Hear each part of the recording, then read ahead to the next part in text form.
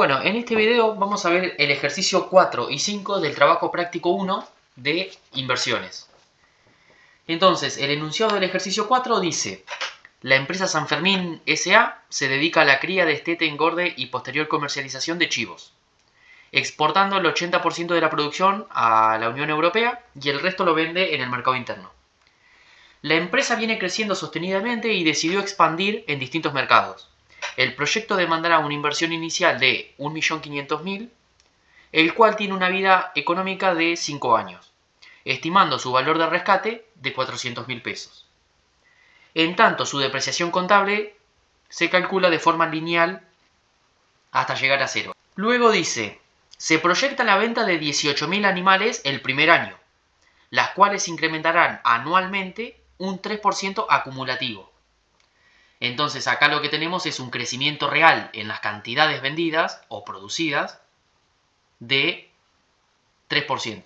Entonces calculamos esa variación a lo largo del tiempo. Y nos dice que es acumulativo. Entonces se hace como un interés compuesto. El precio de venta de cada chivo será de 90 pesos el primer año y se prevé que dicho precio acompañará el contexto inflacionario. Entonces, acá lo que tenemos es la evolución del precio de venta del chivo, y la inflación también se calcula con interés compuesto, entonces va creciendo de forma acumulativa. Y lo mismo va a pasar con el costo variable unitario. Según consultoras privadas y datos de organismos oficiales, la inflación será del 11% promedio anual durante el horizonte de planeamiento. Entonces acá un dato importante es que la inflación se toma como un dato que no cambia a lo largo del tiempo, que es constante. Entonces eso facilita los cálculos. Luego dice: adicionalmente, se estima que los costos fijos marginales, es decir, los incrementales, por realizar este proyecto, esta nueva inversión, permanecerán constantes durante toda su ejecución. Entonces vamos a tener que este 320 se lleva a lo largo de los 5 años. Y el costo variable por animal es de 50 pesos y crecería a idéntica tasa que el precio de venta. Entonces crece por inflación. Luego dice que el rendimiento requerido por los propietarios es del 14%. Eso quiere decir que la CAE, que es la tasa que requieren los accionistas, es del 14%. Y la alícuota del impuesto a las ganancias es del 35%. Asimismo, se sabe que la tasa de un fideicomiso financiero aval rural en pesos se encuentra en 13% y la rentabilidad de empresas competidoras fue del 12,5%. Entonces, todas estas tasas las dan para confundir y ver cuál es la tasa que se debe tomar. Y la tasa que se debe tomar para este caso es la CAE, la tasa requerida por los accionistas. En este caso, nada nos dice sobre la composición de la deuda que toma la empresa para financiar el proyecto, pero tampoco nos da la WACC o el KO. Entonces, como no están esos datos, no hay dudas que nosotros la tasa que vamos a tomar es una tasa requerida por los accionistas. No nos importa la tasa que tienen las empresas competidoras y tampoco nos importa la tasa de un fideicomiso financiero. Nosotros vamos a tomar la tasa que nos requieren nuestros accionistas. O en todo caso, si tenemos un mix de deuda, la que vamos a tomar es la WACC.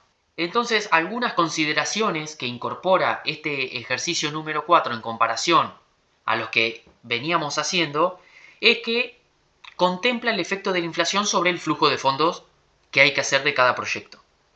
Entonces, la inflación, como ya vimos, va a afectar al precio de ventas, entonces por lo tanto afecta a los ingresos, también va a afectar los costos variables, por ende modifica también la contribución marginal del proyecto. Al costo variable lo va a modificar porque modifica el costo variable unitario. Y otra cosa importante acá es que nosotros tenemos los flujos de fondos nominales que se obtienen luego de hacer todo este ajuste de los precios por la inflación, el ajuste de los costos variables unitarios. Todos estos cálculos llevan a conseguir el flujo de fondos neto nominal. Y ahora van a aparecer con la tasa real y identificando la tasa nominal, lo que aparece es la TIR nominal, la TIR real, y por lo tanto distintos van que va a ser a moneda constante o a moneda corriente. Y por eso acá pongo la importancia del coeficiente de Fisher. ¿Cómo calculamos esta tasa real? Bueno, aplicando justamente el coeficiente de Fisher, que seguramente ya lo vieron en matemática financiera. A nosotros nos da acá la tasa nominal, que sería la que requieren los accionistas, que es del 14%, y la tasa de inflación. Entonces, ¿cómo vamos a calcular esta tasa real? Se calcula la tasa nominal menos la inflación dividido 1 más la inflación.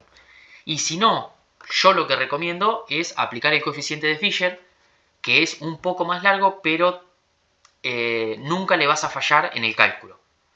Entonces, nosotros sabemos que las tasas aparentes siempre son las tasas que nos dan. Cualquier tasa que nos dé el enunciado es una tasa aparente.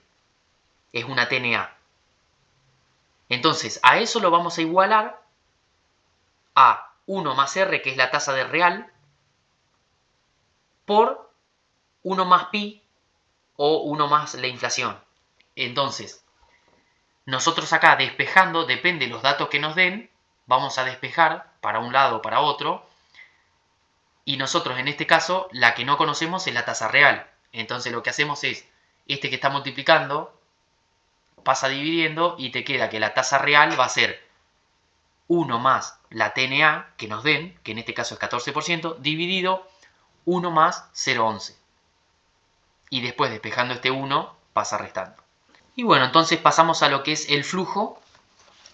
Y nosotros acá tenemos las ventas que surgen de las 18.000 unidades por el precio, las 18.540 unidades por su precio, y así sucesivamente surgen los ingresos.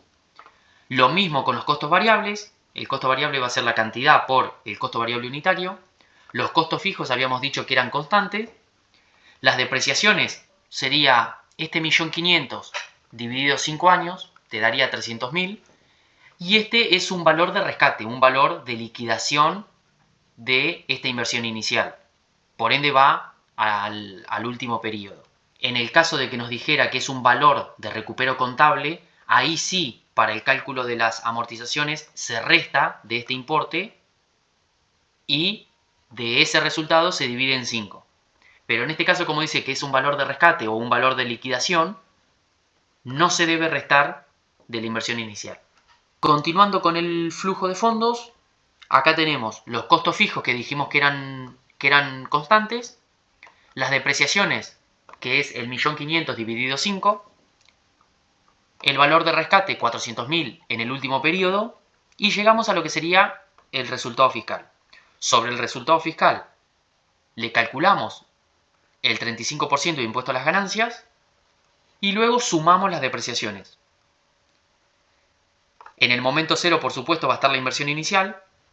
Y entonces ahí llegamos a lo que sería el flujo de fondos neto, nominal. Entonces, descontado a la tasa nominal que habíamos dicho que era la KE, la tasa que requerían los accionistas, los inversores, nos da este flujo de fondo actualizado por una tasa nominal. Entonces nos da como resultado el VAN nominal. Y esta TIR es la TIR nominal, porque está calculada sobre los flujos de fondos netos nominales.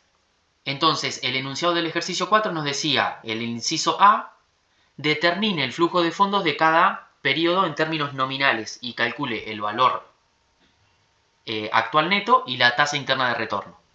Entonces, acá determinamos los flujos de fondos netos y calculamos la TIR.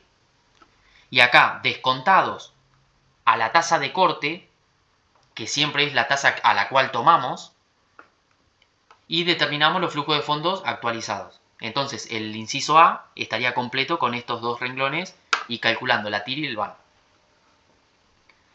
Luego el B dice determine la tasa real de interés de cada ejercicio. Entonces la tasa real, como ya bien dijimos, es de calcular la diferencia entre ellos, que sería la tasa nominal menos la tasa de inflación, dividido el 1,11. Eso te da 2,70. Y si no, lo que pueden hacer es calcular, como habíamos visto acá, es con el coeficiente de Fisher, que como ya lo vemos en matemática financiera, y para hacer los cálculos nunca le vas a errar, yo recomiendo hacerlo con este formato.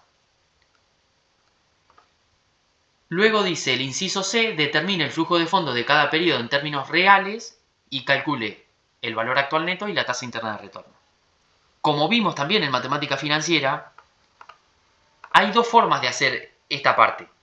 Primero, la correcta sería haciéndolo usando la fórmula del descuento. Entonces la tasa a la cual nosotros vamos a actualizar es inferior a 1. Y si no, lo que se puede hacer es descontando con una tasa de capitalización. En vez de estar multiplicando, va a estar dividiendo. Pero bueno, de cualquier forma de que lo hagan, yo puse los dos resultados para que vean que te da exactamente los mismos números. Porque como vimos en matemática financiera, siempre hay tasas equivalentes. Entonces, mientras vos hayas hecho bien la tasa equivalente y aplicado bien la fórmula, te va a dar los mismos números. Entonces, lo importante acá es, para el inciso C, saber de dónde tenemos que partir. Nosotros tenemos que partir de los flujos de fondos a moneda corriente o nominales, que serían estos, sobre los cuales calculamos la TIR nominal. Sobre los flujos de fondos que nosotros calculamos la TIR nominal, es sobre lo que tenemos que partir para calcular todo lo real. Entonces, a estos flujos de fondos nominales o corrientes, netos, los vamos a descontar a la tasa de inflación. Entonces pueden hacer este cálculo o este cálculo. La fórmula sería esta, para hacer el descuento de una forma real, digamos, como se debe hacer según la matemática financiera. Y si no, directamente a este valor lo dividen por lo que le va dando la tasa acumulada, la tasa de inflación acumulada. Ahí llegamos a los flujos de fondos constantes y entonces sobre estos flujos de fondos constantes vamos a calcular la TIR real y te da 9,74. Y la tasa que habíamos calculado que era la real, la 2,70, también acumulada, como es a interés compuesto, te va a dar el descuento de los flujos de fondos actualizados a moneda constante, entonces nos va a dar como resultado el VAN en términos reales. Y acá una nueva aclaración, que sería el VAN en términos reales te tiene que dar igual que el VAN nominal, para que estén bien hechas las cuentas. Que te dé igual significa que vos hiciste bien el cálculo de qué es la tasa real, qué es la tasa aparente y cuál es la tasa de inflación. Y en el inciso D dice, justifique si el proyecto debe ser aceptado o no. ¿Cómo justificamos en el inciso D que el proyecto tiene que ser aceptado? Bueno, primero que en ambos, tanto el VAN en términos reales como nominales, nos da positivo. Luego, la TIR que nos da en términos nominales es de 21,81 y es ampliamente mayor que la tasa de corte del 14%, que también es una tasa nominal. Entonces comparamos la TIR nominal contra la tasa de corte nominal y nos da que la TIR es mayor a esa tasa de corte, por ende el proyecto debe ser aceptado. Por VAN ya dijimos que tiene que ser aceptado. Y si queremos comparar de una manera justamente más real, valga la redundancia, tenemos que comparar la TIR real contra la tasa de corte real, que sería el 2,70. El 2,70 es la tasa real requerida por los accionistas. Entonces sería la KE en términos reales. Entonces, como la TIR es mayor que la KE, se debe aceptar el proyecto. 21,8 es mayor a 14 y 9,74 es mayor a 2,7. Y bueno, en el ejercicio 5 se trabaja de la misma manera que en el ejercicio 4, porque también contempla la inflación. La diferencia es que la tasa de inflación va cambiando, ya no es fija como en el ejercicio 4. Entonces acá vamos a determinar nuevamente los flujos de fondos, sin proyecto, con proyecto, lo vamos a trabajar de manera incremental. Tenemos un capital de trabajo a determinar, que esto es Ahora cuando leamos el enunciado, se trabaja ya de por sí de manera incremental y se pone simplemente el número final.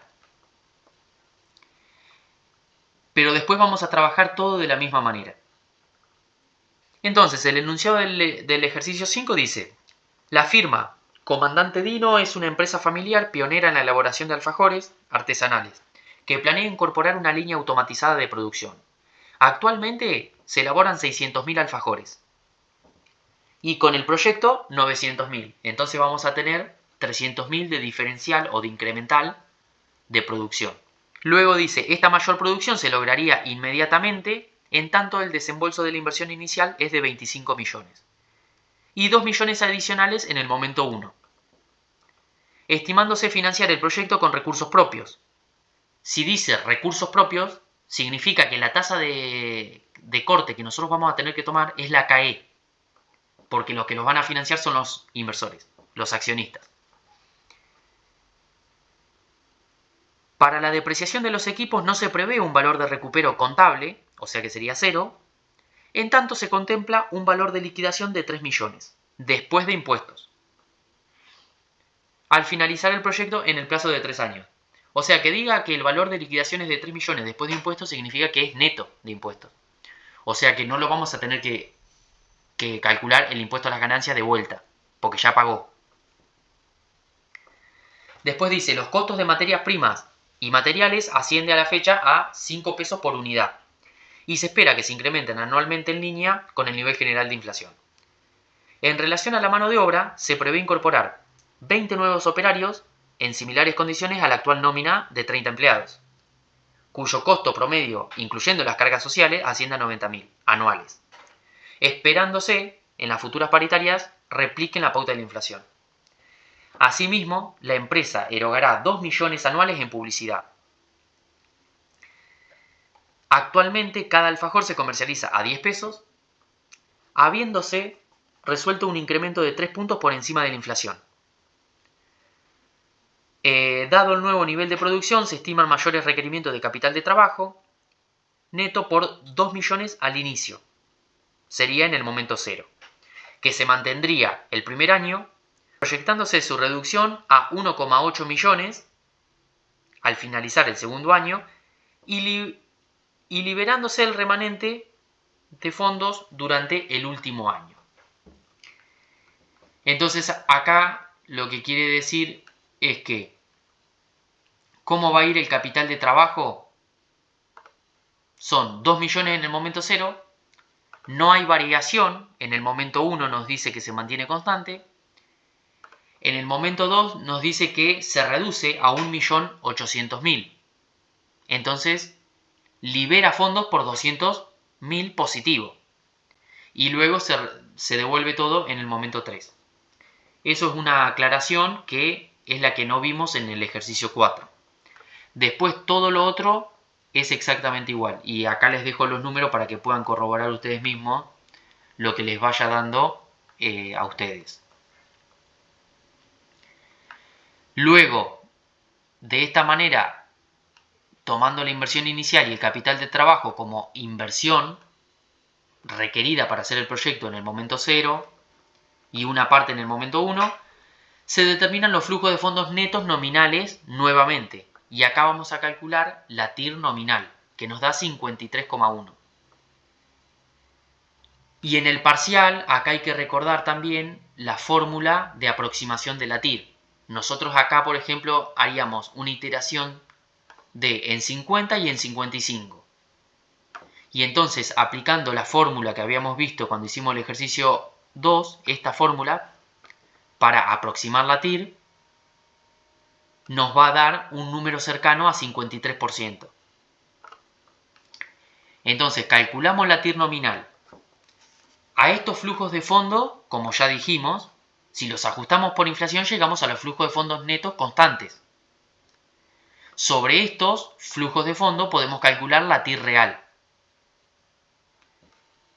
Una vez hecho eso, a los flujos de fondos netos nominales también los podemos actualizar por la tasa de corte del 40%. Y llegamos a los flujos de fondos actualizados. Entonces, de esta manera, llegamos al VAN en términos nominales. El VAN nos da positivo. Entonces ya sabemos que el VAN en términos reales también nos va a dar positivo en la misma cuantía. Porque habíamos dicho que si están bien hechas las cuentas nos tiene que dar igual. Entonces, ¿qué es lo que nos dice el enunciado? En el inciso A dice el flujo de fondo incremental del proyecto en valores nominales y en peso constante. Eso nos pide el inciso A. Entonces acá tenemos los flujos de fondo incrementales en términos nominales y constantes. Ahí cumplimos con el enunciado del inciso A. Luego el B dice el VAN y otras herramientas financieras que consideren necesarias.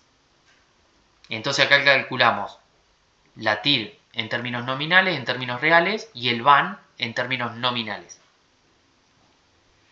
El inciso C dice realice una recomendación explicando por qué debería aceptar o rechazar el proyecto. Entonces, en el inciso C, ¿qué se hace? Lo que se puede hacer para comprobar que los datos están bien es hacer el flujo de fondos neto constante, que ya lo teníamos. Agarramos ese flujo, sobre el que calculamos la TIR real. ¿Y qué es lo que hacemos? Lo que hacemos es, con el coeficiente de Fisher, calcular la tasa requerida por los accionistas en términos reales. Y lo que hacemos acá es acumularla como si fuera interés compuesto, como se hace todo, y entonces nos va dando, sería 1,0769, 1,2062, 1,3509. Y con este factor, con este coeficiente, lo que vamos a hacer es descontar y llegar al flujo de fondo actualizado por la tasa de corte, que es la requerida por los accionistas en términos reales. Y llegamos al mismo VAN. Y entonces, la recomendación que nosotros debemos hacer una vez que hicimos bien todos los cálculos es decir nuevamente, como la TIR nominal es mayor a la KE en términos nominales, desde ese punto de vista se acepta. Como la TIR real es mayor a la tasa de corte, porque nosotros acá tenemos que en el año 1 la KE requerida por los accionistas es de 7,69%. Contra 20 gana. Si ustedes hacen el coeficiente de Fisher para el año 2, les va a dar 12% la tasa requerida.